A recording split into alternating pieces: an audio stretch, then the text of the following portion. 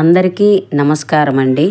ఇప్పుడు చింతకాయల సీజన్ వచ్చేసింది కదా, అందువల్ల మనకి చింతకాయలు బాగా విరివిగా దొరుకుతాయండి.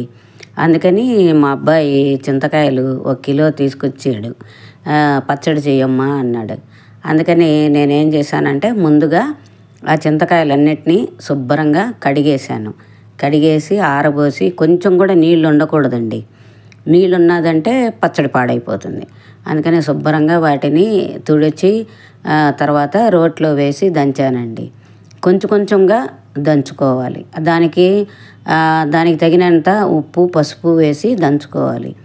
అయితే ఈ చింతకాయల్ని మరీ ఎక్కువగా దంచేయకూడదండి. గింజ పగిలేంతగా దంచకూడదు. కొంచెం లైట్గా దంచుకోవాలి. దంచుకొని దీన్నంతా మనము ఒక డబ్బాలో పెట్టుకోవాలి. అలాగా ఒక 3 days పెట్టుకోవాలి. నేను కిలో కాయలకి చేస్తున్నానండి. అందుకని కొంచెంగా రోట్లో వేసి దంచాను. ఒకేసారి అవ్వదు కదండి, అందువల్ల కొంచెం వేసి దంచాను. అయితే ఆ కొంచెమే వేసిన తర్వాత దానికి తగినంత ఉప్పు, పసుపు వేసుకోవాలి. వేసుకొని ఈ విధంగా మొత్తం అయిపోయి దంచేసిన తర్వాత మనము దాన్నంతా ఒక ప్లాస్టిక్ దాంట్లో కానీ లేదంటే జాడీలో అయినా తీసుకోవచ్చు. అయితే నేను ప్లాస్టిక్ దాంట్లో తీసుకున్నాను. అయితే దీన్ని మిక్సీలో వేస్తారో లేదో నాకు తెలియదండి. నేను ఎప్పుడు కూడా ఇలాగే దంచుతాను. ఇలా దంచితేనే నాకు కొంచెం ఈజీగా బాగుంటుంది. ఇప్పుడు ఇవన్నీ దంచేసుకున్న తర్వాత దీనికి ఎక్కువగా బలంగా దంచకూడదండి. ఆ గింజ పగలకూడదు. కొంచెం లైట్గానే దంచుకోవాలి. దంచుకొని దీన్నంతా పక్కన పెట్టుకొని ఒక 3 రోజులు ఊరనివ్వాలి. అప్పుడు 3 రోజులు ఊరిందంటే ఆ గింజలన్నీ చక్కగా వచ్చేస్తాయి. తర్వాత మనము దీంట్లోకి పోపు వేసుకోవాలి. మెంతులు, ఇంగువ, ఆవాలు, ఎండుమిరపకాయలు. అయితే నేను నువ్వుల నూనె వాడతానండి. పచ్చళ్ళకంతా నువ్వుల నూనె వాడతాను. ఫస్ట్ మెంతులు వేసుకోవాలి.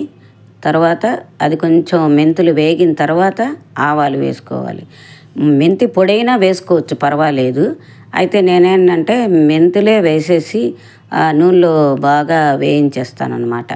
మెంతులు, ఆవాలు, ఇంగువ, ఎండుమిరపకాయలు వేయించేసి అది వేగిపోయిన తర్వాత దాన్ని కూడా రోట్లో వేసి దంచుతాను. 1 కిలో చింతకాయలు వేసుకున్నాను కదండి నేను. దానికి 1/2 కిలో ఎండుమిరపకాయలు, 1 స్పూను ఇంగువ, 1 స్పూను మెంతులు, 2 స్పూన్లు ఆవాలు వేసానండి. పులుపు ఉంటుంది కదా, చింతకాయ బాగా పులుపు ఉంటుంది కాబట్టి కొంచెం కారం పడుతుంది. కొంతమంది ఏంటంటే పచ్చిమిరపకాయలు, ఎండుమిరపకాయలు 2 కూడా వేసుకుంటారు. అయితే నేను ఎండుమిరపకాయలు ఒక్కటే వేసాను, పచ్చిమిరపకాయలు వేయలేదు. కాబట్టి నాకు కొంచెం 1/2 కిలో ఎండుమిరపకాయలు పడ్డాయండి. ఇప్పుడు ఇవన్నీ వేగిపోయాయి కదండి, దీన్ని మనము రోట్లో వేసి దంచుకోవాలి. నేను రోట్లో వేసి దంచేసాను అన్నమాట బాగా. ముందు ఈ పోపునంతా బాగా దంచుకోవాలి. మీరు కావాలంటే ఈ పోపుని మిక్సీలో వేసుకోవచ్చండి. నేనైతే రోట్లోనే దంచేసాను. తర్వాత ఈ 3 రోజులు ఈ చింతకాయని ఊరబెట్టాం కదండి, దాన్ని మొత్తం ఆ పీచు గింజలు అన్నీ తీసేసాం కదా, అదంతా కూడా ఇప్పుడు ఈ మిరపకాయలు ఇవన్నీ ఈ పోపు అంతా దంచిన తర్వాత దాన్ని కూడా ఆ చింతకాయను కూడా వేసి బాగా దంచేసాను అన్నమాట. బాగా మెత్తగా దంచేసాను.